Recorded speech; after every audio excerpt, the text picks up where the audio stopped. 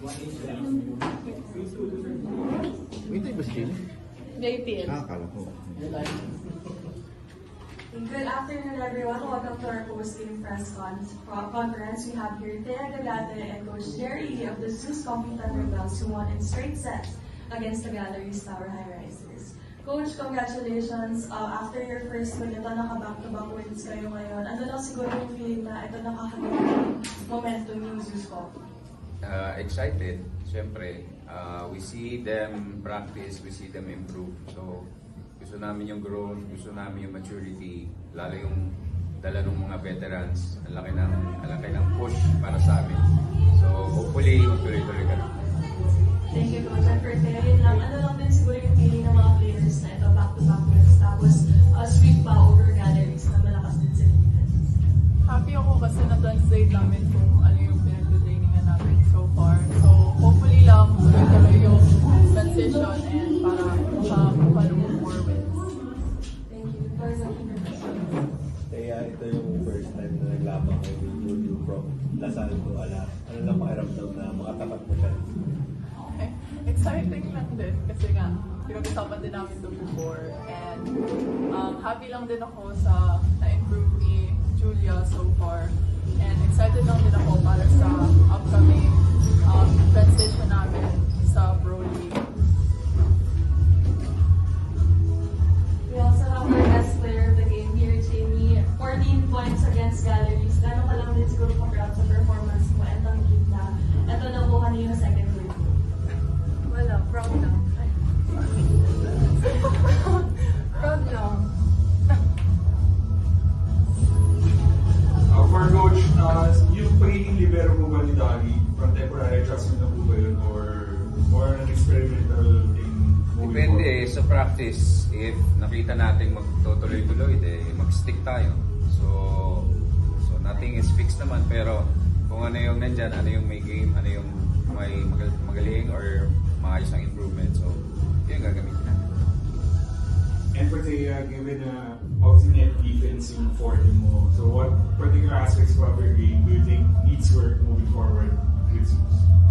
Well, personally, I think, yun nga, sa blockings. Kasi, as much as possible, yung mga spikers ng kalaban umiiwas sa akin. So, I need to find a way to, read them and para makakontrol talaga sa blockings. Yun nga, coming into the season, talagang yung hinahanap ng season yung mga panalo. Now, after ilang games, naka-2 back-to-back wins na. Siguro, on your part, parang ito ba yung parang gusto mo talaga makita from the team and then your debut conference? Yes, of course.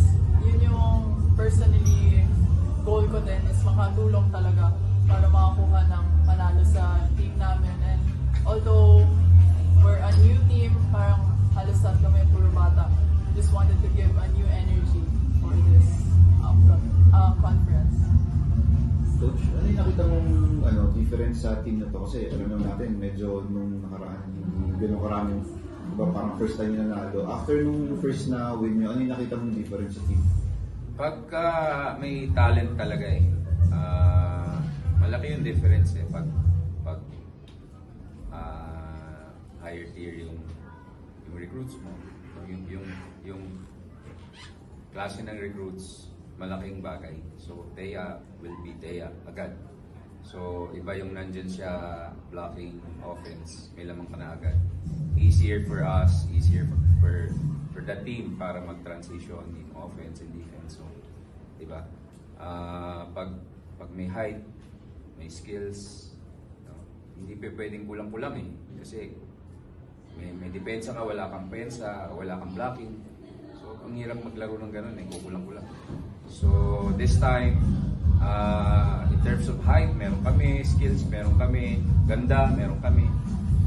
Diba? So, hindi. Better pag meron kang materials. Pag wala, how can you work? Diba? Yun lang. Jimmy, isa ka sa mga nalagdag dito sa Zeus. Kumbaga, paano mo nang na-share yung experience mo sa younger teammates mo? Lalo na naka-experience ka na rin sa F2 and partner mo.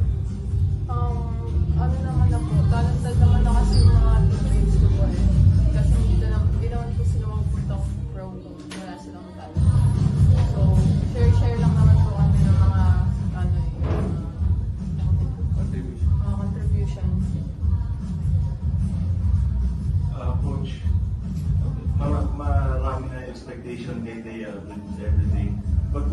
say, with her leaving, parang nami-meet ba yung expectations and parang yung program ba parang mas umiikot na sa kanya?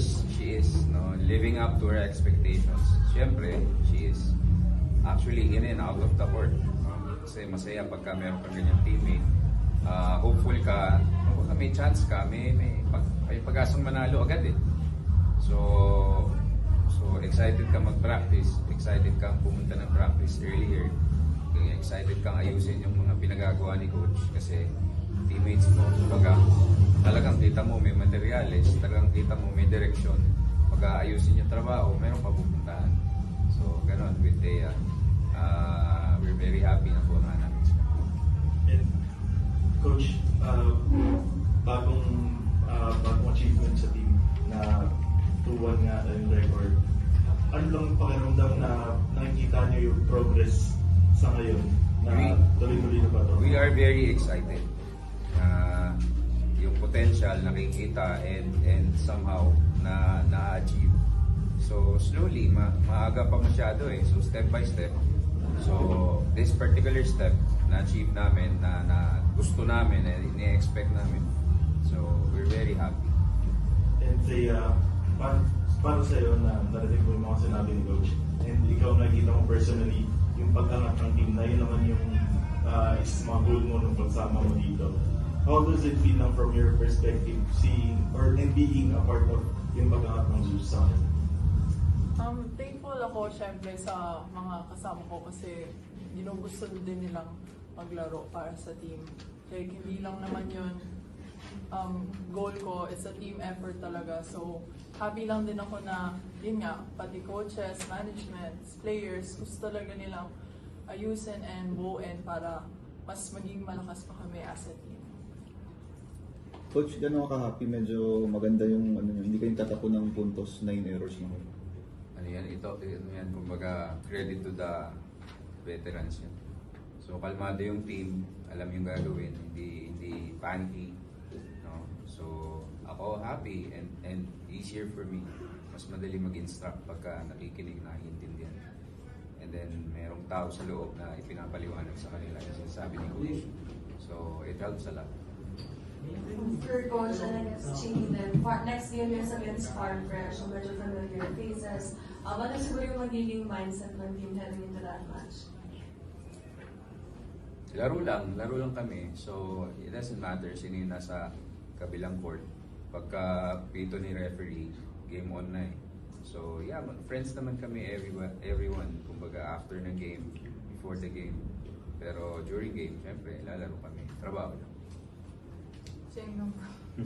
Trabaho lang po kami. Thank you, Chingy. Thank you, Coach. Thank you, Thank you. Thank you. Congrats. Thank you.